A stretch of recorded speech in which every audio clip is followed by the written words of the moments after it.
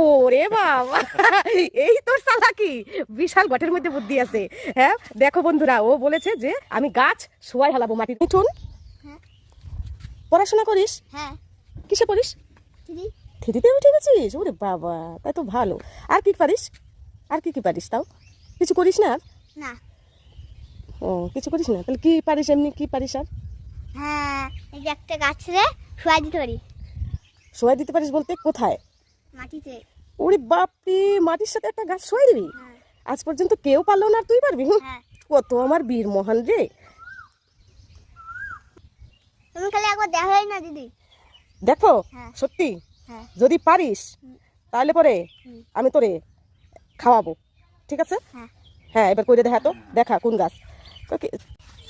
ওরে বাবা, এই বীর মহামন।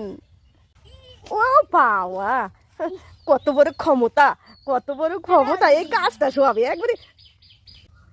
ও বাবা, তুই নাকি গাছ শোয়াবি? তোর দ্বারা হবে না। হ্যাঁ, এটা কত বড় ক্ষমতা, গাছ শোয়াবে দেখ। গাছ শোয়াবে, ও বলে গাছ শোয়াবে। হ্যাঁ, নে, দাঁড়াও দিদি তো পারলাম না। দাঁড়াও দিদি, এটাই তো পারো। ওমন করি। কি করবো?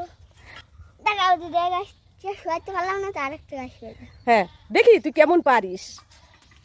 ওরে বাবা, এই তোর চালাকি, বিশাল গটের মধ্যে বুদ্ধি আছে।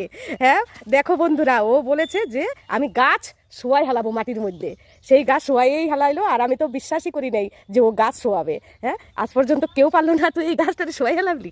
হ্যাঁ, তুই বল এবার। আমি পেরেছি, দেখো, দেখো আমি পেরেছি। ও সে না, আদেও সত্যি তুই পারছিস রে। হনুমান, তুই একটা বীর হনুমান।